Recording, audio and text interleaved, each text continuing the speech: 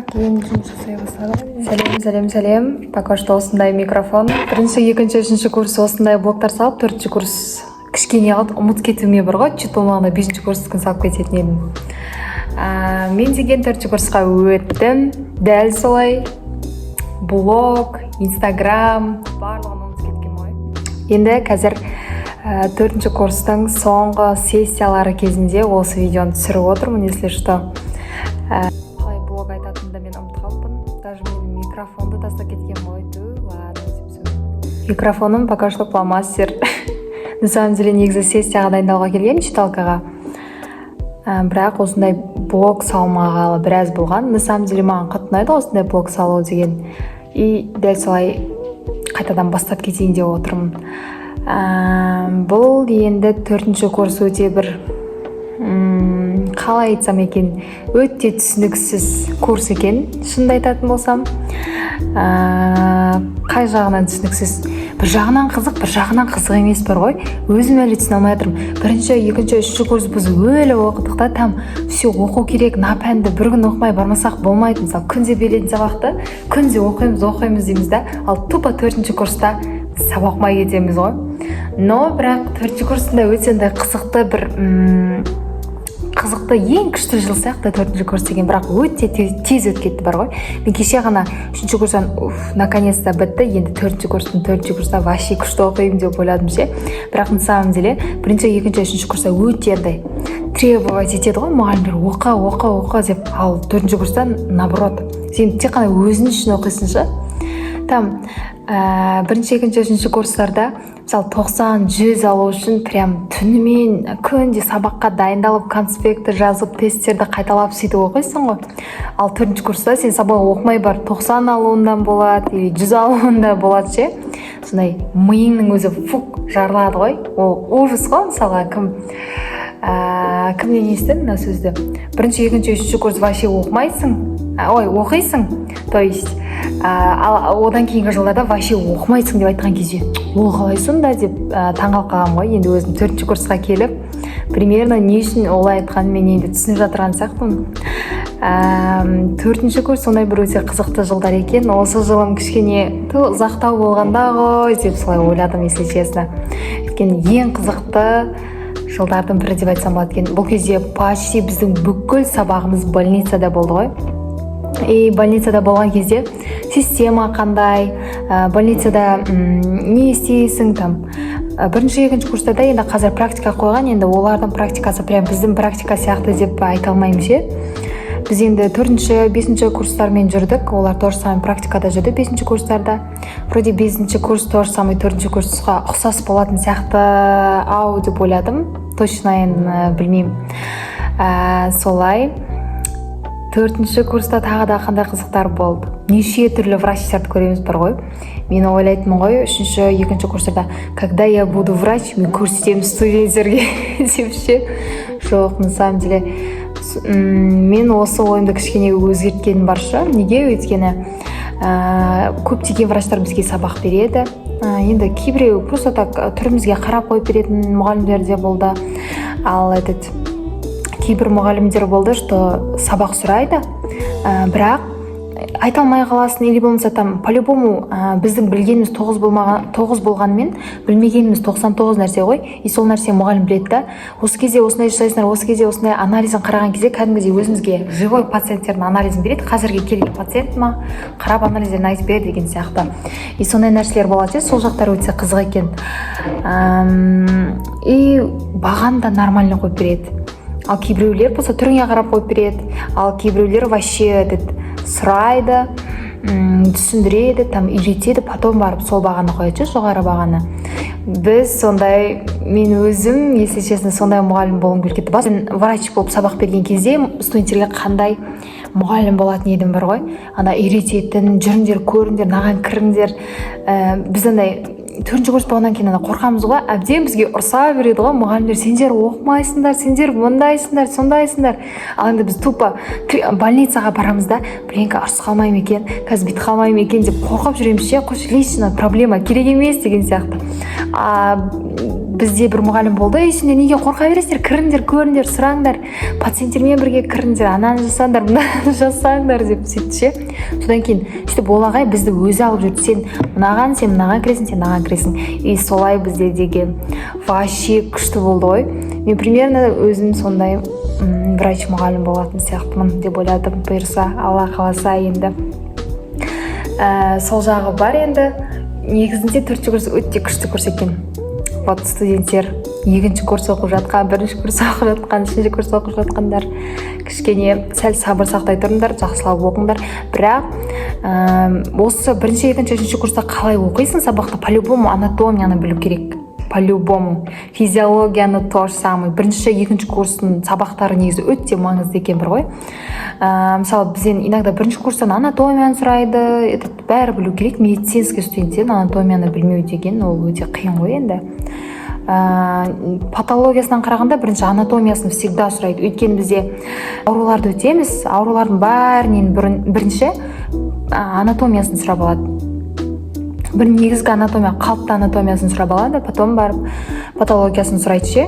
Сол үшін міндетті түрде 1-ші, 2-ші курс сабақтары өте маңызды деп айтады. Енді 3-ші курста білу керек.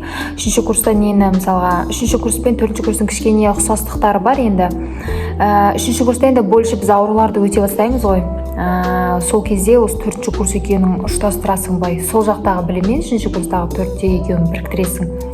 И жаңағы 3-тегі дұрыс оқымаған заттарды 4-те қайталап, андай толықтырып оқисың ше. Сол жағы маңыздырақ екен. Почти мен 5-ші курспын деп айта берейінші, бірақ әлі 4-ші курстың ең соңғы бір 3 сессиясы қалды. Бұйырса оларды өте алсам, мен уже 5-ші курспын ғой. Ойлап едім, что 1-ші семестрдегі заттарды айта кетем деп. 1-ші семестрда жоқ, уже 2-ші семестр бітіп жатқан кезде мен уже айтып жатырмын, бірақ 1-ші семестрдің заттарын сіздерге айтып көруге тырысам. Оқудың басы сентябрь болды, ол кезде кардиологиядан басталды. Райымбек 50 деген жерде болды. Кардиология деген каждый жаңағы нелерді көрдік қой, ревматология, лор, офтальмология, потом урология деген сияқты. И мен өзімді сол мамандық ретінде кіріп көрем, бүкілінен кіріп көремше, эндокринология, то же самый, урология, пульмонология сияқты. И бірақ менің жүрегім по-любому акушер-гинекология деп тұрады екен. Кардиология кірем, то же самый кардиология өте қызық, практикада жүрдік, то же самый көптеген анализдер берді. Көбінде қант диабетімен ауыратындардың несіне бардық. Енді оларда да по-любому жүрек қан тамыр жүйесінде проблема болады ғой. И кардиология это не мое. Бірақ кардиология таңдағысы келетіндерге кішкене андай стресс тема. Негізі бүкіл мамандықта стресс ғой енді. Медицина жалпы ол стресс по-любому. Кардиология то же самое, қызық болатын шығар, мен хотя қызығатын шығармын, хотя акушер-гинекологиядан қарағанда по-любому андай кардиология деген күшті естіледі ғой деген оймен барам ше. Бірақ по-любому жүректің қанша қызметін біліп тұрсаң да, ауруларын біліп тұрсаң да по-любому адамның басында мен 1-ші курста акушер-гинекологияны таңдаймын и болам деп келдім. 4-ші курсқа дейін әлі солай. 4-ші курста бірақ кішкене ойландым бар ғой. Кардиология, может басқа пән, нені көрейін, іздеп көрейін, может сол ұнап қалатын шығар. Жоқ, по-любому сол пән ұнап қалғаны бар енді. Кардиология болды, потом сол кардиология өткен жерде Райымбек 50-де ревматология болды, то же самый. Көптеген жаңағы сүйек, буындардың ауруларын көрдік сол кезде. Одан кейін лор, офтальмология, урология, пульмонология және эндокринология деген сабақтар болды. Мен қазір 1-ші семестрдің сабақтары қайда болған кішкене ұмытып қалдым ше, бірақ кардиология бізде кішкене енді жесткий мұғалім болды ше, сұрайтын, еще бағаны сәл аздау қоятын болды. Бірақ өзі өте мықты білетін. Ол кісі вроде бы ЭКГ сатты ғой деймін. Курс ашқан екен, көп жаңағы нелерге, врачтарға ЭКГ-ны үйретеді екен да. И ол кісі бізден ЭКГ-ны прям андай сығып алып сұрады да. И өзі экзаменатор болып отырды. Оның барлығын, экзаменнің бәрін өттік енді. Барлығын жақсы тапсырдық. Сессияларының бәрі бұл кезде оңай болды, на самом деле қатты қиын болатын шығар деп сонша оқып едім. Кірдім, билет түсті, айттым, сразу шықтым. Прям 10 минутқа жеткен жоқ. Бәріміз кірдік, тез қарадық, сұрады 5 минутқа жеткізбей сөйтті да болды, бәріміз қайтарып жіберді. Біз бәріміз шок болдық. Мә, осылай оңай бола ма деп ше. Солай кішкене 4-ші курс андай еркіндікпен жүрдік бар ғой, өзіміз үшін оқып, кім қандай, мысалы кардиологияны таңдайтындар кардиологияны андай тереңдетіп оқыды ше, практикасына барып, ревматологиялар тоже самый барып қалып сол жерде практиканттарды көріп сөйтіп істеді. Бізде еще лор болды. Лор тоже самый бір хиджабтағы апай болды, атын кішкене ұмытып тұрмын. Ол кісі де өте жақсы біледі екен. Ол хотя хирургия жақты таңдаған, бірақ бір себептермен лорды таңдап кеткен ғой. Ол кісі айтты, что хирургия кішкене қыздарға қиын екен, бірақ мен по-любому өкінбеймін лорды таңдағаныма деп. И солай практикасында жүрдік, тоже самый лордында. Ну, ең более-менее спокойный жұмыс лордың жұмысы ма деп ойлап қалдым. Өйткені оңай ше, қатты стресс жұмыс емес, нақты графигім бар. Мысалға көбінде урология, кардиологияда, эндокринология тоже самый оларда. Кейбірінде бірақ нақты графикпен жұмыс жоқ ше.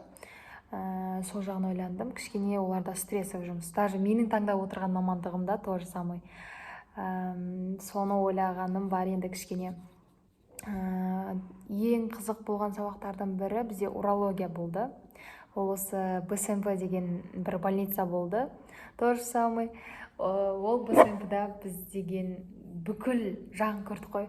Хирургия жағына жіберді, проктология жаққа жіберді, іріңді там нелерді көрдік. Өте қызық болды. Урологияда білмеймін, бірақ урологияда енді қыздарға кішкене обидно ғой.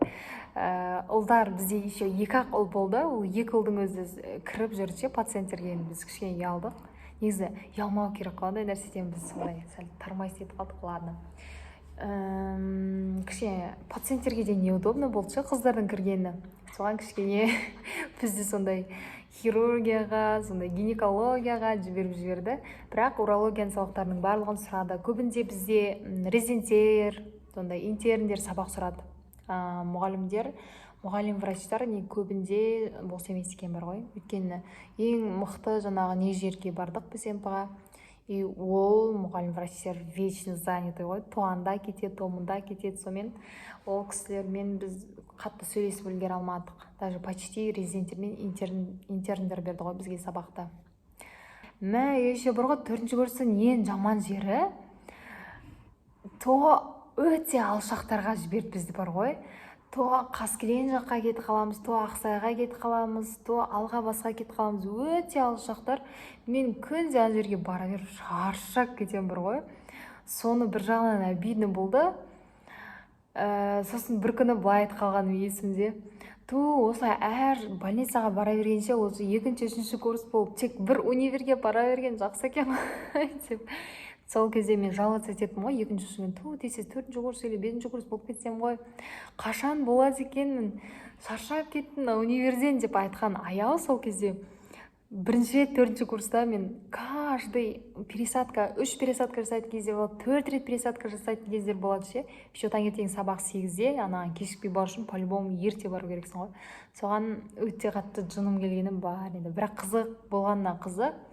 Бірақ по-любому өте алыс, кішкене жолмен шаршап қалатынымыз бар енді. Бір жағынан соны ойландым. Деп ше, негізінде моменте өмір сүру керек екен бар ғой. Уже 4-ші курсқа келіп түсініп жатыр мен мына нәрселерді. 3-ші курста, 2-ші курста жалғыз етіп жүре беретін едім ғой. Қашан болады екен, қашан? Ал енді 4-ші курста кішкене ойланып қалғаным бар. Уже 2-ші семестрді айтайық. 2-ші семестр тоже самый. Маған ең қатты ұнағаны негізінде 2-ші семестр. Өйткені менің мамандығым осы жақта деп ба. Біріншісі детский болезнь болды, детский хирургия болды, одан кейін инфекция. Негізінде бұлардың ішіндегі маған ең ұнағаны детский хирургия болды. Осы 12-ші больницада болды ғой деймін. Димаш ағай деген. Так, Димаш, фамилиясын ұмытып қалдым. Өте сондай авторитетный кісі екен. Ол кісіге өте қатты риза болдым. Ол кісі деген бізді жүріңдер деп өзі ертіп, ана жаққа кіргізіп, көріңдер. Негізінде 4-ші курстарда операционный блокқа вообще кіргізбейді ғой. Кіріңдер, бүйтіңдер, сөйтіңдер, өзі заведующий екен. сол кісінің арқасында біз кішкене практиканы сезіндік қой, кәдімгідей студент екенімізді, біз андай не бинт жасамайтынымызды сондай сол кезде сезіндім. Біз всегда практикаға барған кезде көбінде медсестралар жүріңдер дейді да, то ана жаққа жұмыстарын істеткізеді, то больницаны по-любому тазалатқызады ғой студенттерге, то бинт жасатқызып отырады, или болмаса пациенттерді экоға түсір, или болмаса ана жаққа апар, ана жаққа апар, заттарын көр деген сияқты. Медсестра енді по-любому өздерінің жұмысын жасатады ғой. Сол. Ал біз детский хирургияда вообще бір врачтың қасына отырғызып кетеді и қара көрсетеді, соның арқасынан жүресің, приемна қалай қабылдап жатыр, не сұрау керек. Потом врач шығып кетеді ғой, өзінің орнына тастап кетеді ғой. Сол кезде мен кішкене өзімді былай врач екенін сездім. Сәлеметсіз ба, келіңіз отырыңыз, жатқаншада балаңызға не болды, қандай шағымдарыңыз бар. Мен сол кезде өзімді қатты қуандым бар ғой. Сол кезде өзімнің мамандығымнан мен наслаждаться еттім ғой. Өте күшті чувство екен. Сол Димаш ағайға өте қатты ризамын. Өте керемет ағай. Хотя бізге ешкім әлі олай жасаған жоқ ше. Жасады, қазір айтам. Детский инфекционный, ол бізде деген бұл сабақ кішкене қатты жыныма тиді. Неге? Өйткені алыс жақта болса, ол жаққа только 1-2 автобус барады екен, пересадкамен еще. Ой, Аллахқа шүкір, ол сабақтың біткені де. То деген қайда бардық? Біз Алғабастың бір бұрышына бардық. Карантин кезінде соғылған бір больница болды, тоже самый. Өте суық, қақаған суық қой еще. Сол кезде қатты қиналғаным бар енді. Тоғанда барып, то қайтадан біздің общага еще Абаяда, ол Алғабасқа қарай бару, сонымен кішкене қиналғанымыз бар инфекционныйдан. Бірақ кішкене инфекционныйдан қорықтым енді ол жақта деген приемныйда жүруге. Біз келдік, сабақ айттық. Ағайдың өзі бізді қатты кіргізгісі келген жоқ ше приемныйға. Мен ол ағайды да түсінемін, бірақ өте жұмыстары көп болды, еще ол кісі заведующий болды. Детский инфекционныйдан только біз сабақ айтып қайтқанымыз бар. Енді детский болезни десе ТБЛ деген нәрсе есіме түседі ғой. Бір апай болды ше, ол апай только ТБЛ бойынша сабақ өтеміз, ТБЛ бойынша сөйтеміз, сабақтың мақсаты ТБЛ бойынша қандай деп. Ол кісі енді андай берілген жоспар бойынша жүреді екен ше. Көп мұғалімдер олай жүрмейді ғой. Ол кісі ТБЛ бойынша тест тапсырдық, ситуационный, прям мектепте отқандай болдық. Бұл детский болезнида топ-топқа бөледі апай. Сөйтіп бір-бірімізге сұрақ дайындаймыз, тест жасаймыз, потом ситуационный талдаймыз, келесі салысымен тест тапсырады біз еще. Сөйтіп сабақ айтамыз, сабақ айтпағаннан кейін уақыт қалса практикаға барамыз, уақыт қалмаса практикаға бармаймыз. Сол жағы болды енді. Бірақ прием практикасында болдық, тоже самый. Көбінде қай жақтарға жіберді? Орға жіберді, тоже самый. Қан диабет мен эндокринологический болезньларға жіберді. Ондай күшті практика болды деп айта алмаймын бұл сабақта. Біз бұл сабақта ТБЛ бойынша сабақ өткеніміз бар енді. Енді менің любимый сабағым акушер-гинекология. Құдайға шүкір. Бұл сабаққа жеткенше мен деген қалай қуанғанымды айта алмаймын деп па. Бұл тоже самый 5-ші больницада болды ғой деймін. Акушерия сабағы. Қалай айтсам екен.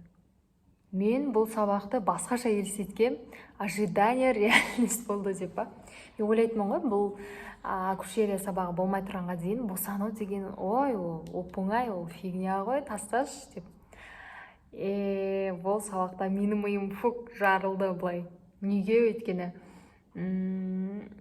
өте осы сөзімді мен кішкене қатты өкініп қалдым, айтқанда, ой, босану деген оңай екен ғой, кесарево деген вообще оңай ғой бұл деп.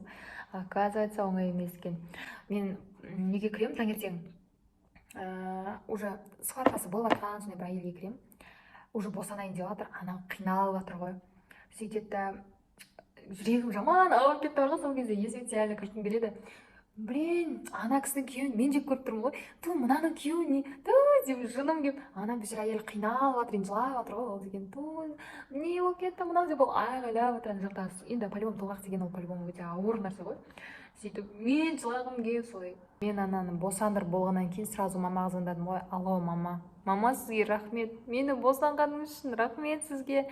Не айта алмаймын сізді, рахмет, сіз біздің алтауымыз, біз үйде алтаумыз ғой, алтауымызды қалай босанғансыз, мама, рахмет деп сөйтіп жылағам. Ей қызым, не болды? Тыныштық па, не болып қалды, анау деп сұрап отыр ғой. Не, мама, қазір босандырған бір әйелді көргенмін ғой, қалай босанғанын, бейшара қиналып кетті ғой деп. Бәсе, көрдіңіздер ма мен сендерді қалай босанғам деп мамандай типа мақтанып айтып жатқан ғой. Енді мақтанатындай бар ғой. Жігіттерге повезло, что олар әйел болып туылмағына, бірақ әйел болудың да өзінің бір андай бір ерекшелігі бар ғой. Аллах тағала екі махаббатты берейін. Ең күшті махаббат ол пайғамбарымыз саллаллаху алейхи уассаламның үмбеттеріне деген махаббат болса, екіншісі әйел мен баланың арасындағы махаббат деп айтады ғой. Сол екі махаббат шынайы махаббаттардың бірі дейді. Ешқашан үздіксіз беріп тұра беретін махаббат деп айтады екен да. Сол кезде мен жылағым келіп, ана ел босанғаннан кейін бауы берік болсын, әпке құтты болсын деп сөйтіп жылап ше. Сол кезде мен әлі күлкім келеді. Сол кісі босанған кезде мен жылап, қуаныштан жылау дегенде мен сол кезде түсіндім бар ғой. Қалай қуаныштан жылауға болады деген сияқты ойлап жүретінмін ғой. Оказывается, болады екен. Хотя мен анамен бірдей босанып кеттім да. Мен өзімнің андай чувствамды, нелерімді кішкене байқадым ше. По-любому мысалға қанша сабақтар болды ғой. Бірінші семестрде эндокринология, кардиология сияқты сабақтар болды, бірақ мен больше эмоция алған, сондай жан таныммен деп айтады ғой. Сол нәрсені сезін алған. Менде тек қана акушер гинекология болды. Одан кейін акушерия сабағы бітеді. Одан кейін бізде гинекология сабағы болады ғой. И гинекология сабағы это точно мое. Өйткені қай жерде болды? Так, сол 5-ші больницаның жанында бір больница болды, то же самый. Атын ұмытып қалдым ше. Сөйтіп шаңырақ жақта болды ғой деймін. Шатаспасам, сол жақта болды. И гинекологияда бізге Айшат деген апай түсті. Фамилиясын тұрсам ұмытып қалдым. Апаларым көрсе ұрсатын шығар маған. Сен неге біздің атымызды жаттап алғансың, фамилиямызды білмейсің? Бірақ мен ол кісілердің түрлерін қандай білікті маман иелері екенін жақсы білемін ғой. Гинекология сабағында сол Айбаша деген апай түсті. Кішкене орыс мінезлеу болды. Кешкенді вообще ұнатпайды. Всегда сабаққа келіп отырамыз. Сөйтеміз, сабақ сұрап алады бірінші, одан кейін приемныйында қасында алып жүреді. Гинекологический креслоны көрсетті, там қалай приемный жасайтындарын барлығын көрсетті. Енді бізде негізде 2-3 қыз таңдайын деп отырған гинекологияны, после прием олар уже таңдамайтын болды ше. Неге?